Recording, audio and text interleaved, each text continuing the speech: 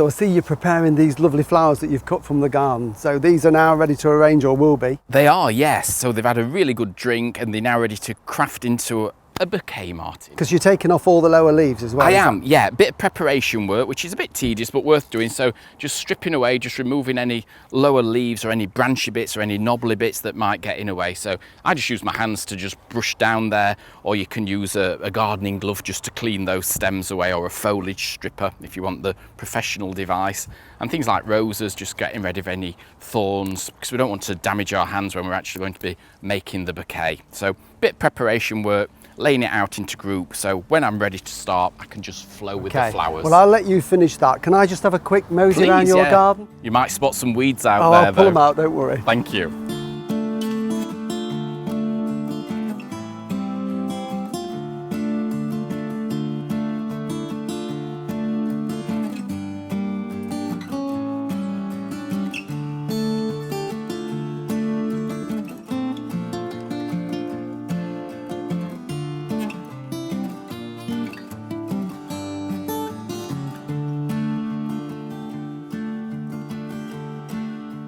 The soil in Jonathan's garden is quite clay, and he has improved it over the years with lots of compost and manure. And one of the things that grow really well are roses, and he's got roses dotted around informally around the garden. There are shrub roses, bush roses, climbers and ramblers. This is a beautiful apricot one that's climbing up this obelisk, and I think the idea is to take it out the top and let it cascade over like an umbrella. And then the real big one, of course, is the one over my shoulder at the top of that conifer, which is Rambling Rector. Only plant that one if you've got a big tree or a big garden, because it is quite big and vigorous. But I'm going to pop and find Jonathan now so we can arrange some flowers.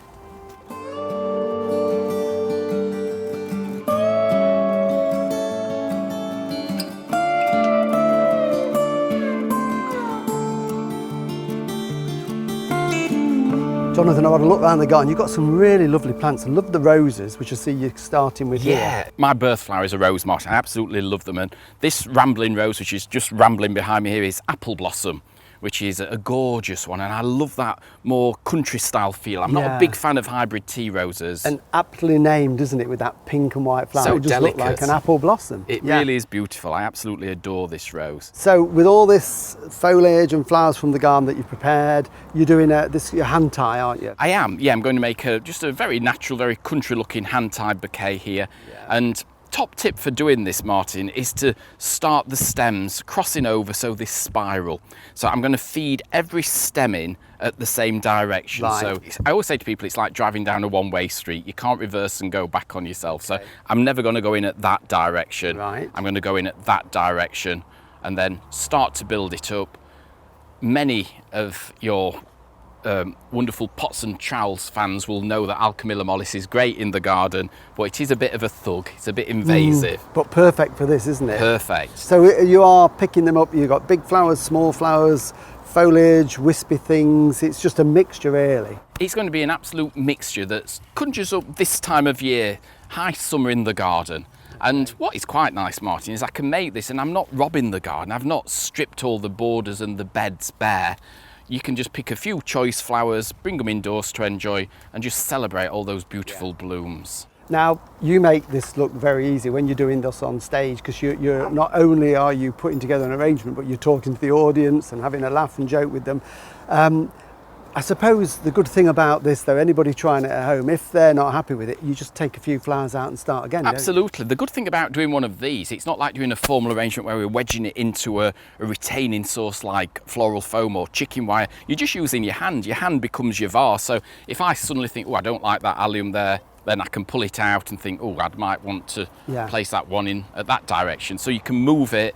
And a good tip is to keep spiraling it in your hand. So if you do this using both hands, you can turn it so you can get to the part of the bouquet where you think, oh, I look a bit unbalanced there, or it's a bit weak there, it needs some more colour, and then we can feed an additional stem into there. Because you look like you're just picking these up randomly. Do you try, if you've say got 3 big stems of roses, you try and put them in evenly, or do you just let it go in naturally and evolve? I think for a bouquet like this, you just let it evolve more naturally, because if you become too formulaic and think, right, I've got one there, need one there, it possesses a degree of symmetry then, which looks alien to this style of arrangement. See, because that's where I'm going wrong.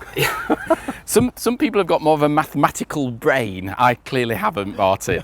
And I don't overthink it. I want it to look almost like a bee buzzing through a border. So it's just bouncing from one flower to another, and it's not too contrived. I think that is the secret with it. Don't get it too contrived. I'm overthinking it. I think that's the thing. I'm trying to make it symmetrical but natural, and you can't, because that is already looking better than what I do. So I think another tip, Martin, a good tip is don't squash it, don't hold it too tight when you arrange it. Some people grasp it so tight, like they're strangling it, and then those stems are looking really uncomfortable and massed together. Keep it loose, so you need to control it, but not squash it. But that's a problem sometimes, because you feel that if you don't hold it tight, you feel it's going to fall to bits and drop on the floor. That is the fear factor. People get really perplexed and concerned that, oh, I'm going to lose some of these flowers, they are going to drop. One stem's feeding in that same direction next to another, so each time you add a stem in, you're locking that earlier stem into place, so it's very rare that it will all drop apart. Right, okay. So the garden here, how long have you been here? We've been here 17 years now, so I started the garden from a blank canvas. There was basically a wall of conifers surrounding every element of this garden, which took all the light out, all the goodness out of the soil. Lawn became less, borders became more, and cut flowers took over. Yeah, I know it's a clay soil, so you probably have to work at it quite hard, but it holds the moisture, and the roses seem to love it. Roses thrive. It's an odd soil, Martin. Some things that I think would grow dead easy don't. And I have this rule in the garden, you have 3 hits and you're out. So I'll try and grow you 3 times. If you die on me after that 3rd time, I'll move on to something else. Right. But it does amaze me, things like the pineapple broom, the Cytisus batanderii, that grows really well here, which is a bit more of a tender type of plant. Things like lupins, they absolutely love it. Astrantias, we grow oodles of. And for me, I like all the herbaceous stuff. That is my passion. That is my real love. And works wonderfully in these arrangements, of course, doesn't it? Definitely. I think there's something just so alluring about herbaceous flowers. They're the unsung heroes, I think, of the garden. I know there's that current trend out there in garden design for everything to look very wild and very sort of naturalistic without any order, but I do like a bit of order in the garden. I think you need a degree of balance and some form and some repetition in there. You don't want it all to just look like a wild woodland garden. No, this is a lovely hand tie that somebody could do at home, but definitely. You do some really big installations as well, don't you? Yes, this has been the oddest year of my life, I think, like for many of us really, where flowers have continued to play a part in my life for my own personal enjoyment, picking them to bring indoors in the cottage to enjoy. But normally I'm doing arrangements that are huge and containing thousands of stems. All my flower suppliers, I'm a regular buying from them, getting flower deliveries every couple of days. So it's very odd not to be working with a quantity of flowers and a massed amount of flowers. And the industry as a whole has suffered enormously. Floristry has really fell on hard times during this lockdown period. Many of our British growers have had gluts of flowers that they've not been able to find a marketplace for, because obviously florists have been closed throughout the confinement period, and we've had no shows to use up that supply. And during the auctions, prices reached an all-time rock bottom, and more flowers were being thrown away, and growers actually stopped harvesting because it was costing them more to harvest it with no market to sell it. So we have had some real challenging times, and I just so hope that some of these growers are able to bounce back and recover. I hope so, yeah.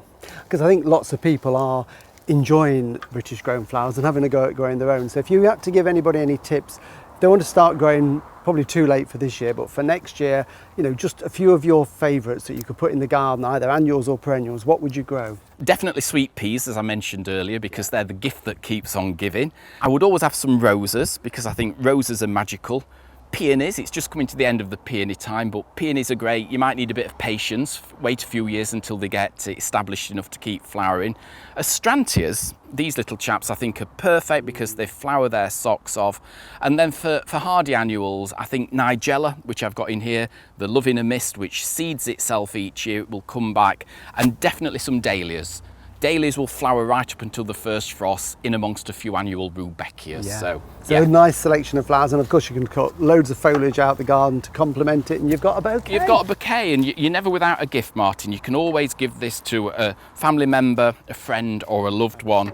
And if you've forgot somebody's birthday, then you're not in a sticky scrape. You can go and get your own gift and make it. And I've seen some of the lovely hand ties that I know you can make, and you do some very, very pretty You're making me blush now, arrangements. Jonathan. I have seen them, Well, Martin. You have been with me at shows long enough, and we have worked together, and I know that you two can put a very pretty bouquet together for your loved one in your life. Thank you very much. That is amazing, isn't it? And Well, I'm just going to pop it in this urn just to finish off there. And I've just tried to pull the colour together. Can you see with the hazel there, just so it links together? that is amazing, it really is. Now, if anybody wants to find out about sort of events in the future you're attending, or you do classes, don't you, courses? Yes, courses, workshops, yes. So how can people find out about those? Yeah, so my website is just my name, which is jonathanmosley.com. Follow me on Facebook, Twitter, Instagram. I'm always posting floral inspiration because I think flowers are the gift to share. So I'm sharing a gift from my garden for you today. Thank you, Jonathan. It's been great to see you, and thanks for letting me see the garden. It's amazing. It's a pleasure.